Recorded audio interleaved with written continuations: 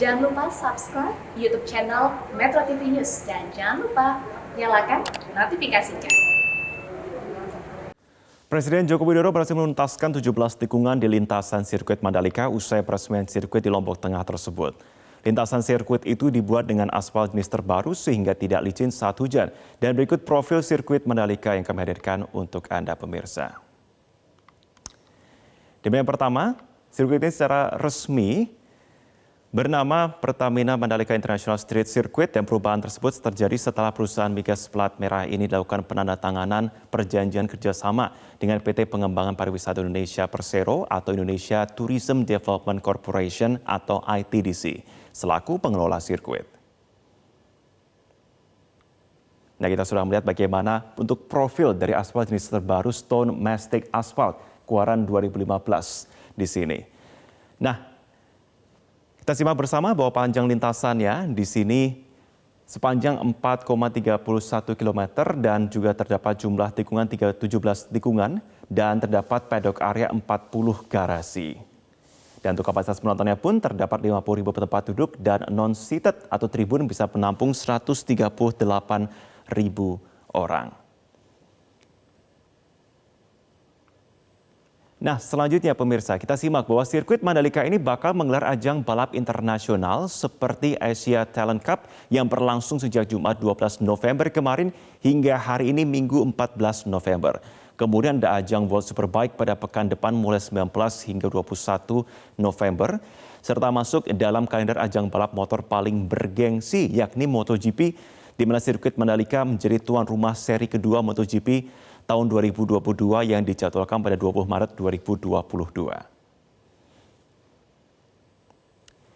Nah, selanjutnya, ajang World Superbike yang segera digelar tentu menjadi pelepas dahaga penikmat balap motor bahkan sejak 9 November.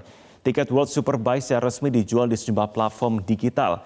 Bahkan harga tiketnya pun bervariasi mulai dari 700.000 hingga 19 juta rupiah. Kita simak bersama di sini. Dan bahkan harga tiket untuk World Superbike atau WSBK di Mandalika Standar Grand ini kita lihat bersama dari range-nya 795.000 sampai dengan 995.000 dan juga beberapa untuk tingkatan lainnya bahkan mencapai 2,3 juta rupiah di sini.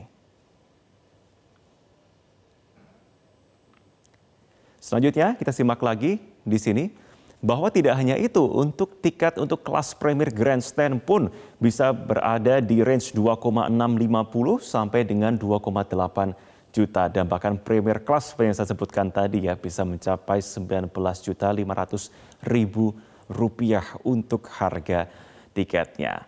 Nah pemirsa, pemerintah pun juga memiliki harapan besar tentunya dengan adanya sirkuit Mandalika ini. Bahkan Menteri Koordinator Perekonomian Erlangga Hartarto menyebutkan potensi dari Superbike diperkirakan mencapai 500 miliar per sekali event.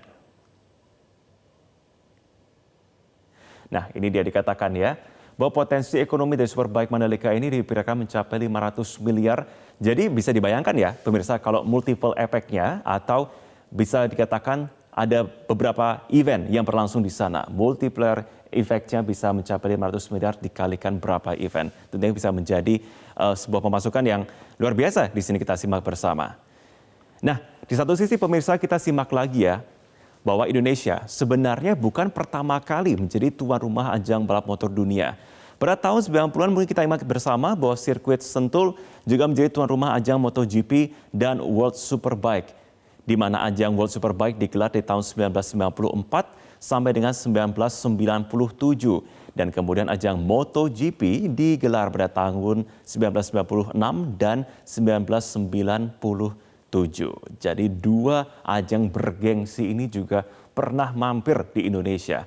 Dan tidak mau kalah dengan Mandalika, sirkuit Sentul pun akan berbenah. Ketua Umum Ikatan Motor Indonesia atau IMI Bambang Susatyo menuliskan dalam unggahan di akun Instagramnya bahwa untuk olahraga, sirkuit internasional Sentul bisa menjadi tuan rumah berbagai kejuaraan balap mobil, berbagai sarana dan juga prasarananya. Juga akan kita upgrade atau ditingkatkan sehingga bisa digunakan menjadi tuan rumah Formula One dan juga MotoGP di sini. Pertanyaan besarnya di sini adalah ketika after event, setelah event selesai, apakah di sini dari kedua lokasi ini juga akan terus di-maintain dan bahkan bisa menghasilkan juga pemasukan ataupun juga devisa untuk wilayah daerah tersebut? Itu yang menjadi pertanyaan bersama yang kita harapkan juga akan terus di-maintain agar tentunya perekonomian daerah pun juga bisa disupport dengan adanya fasilitas yang sudah dibangun tersebut.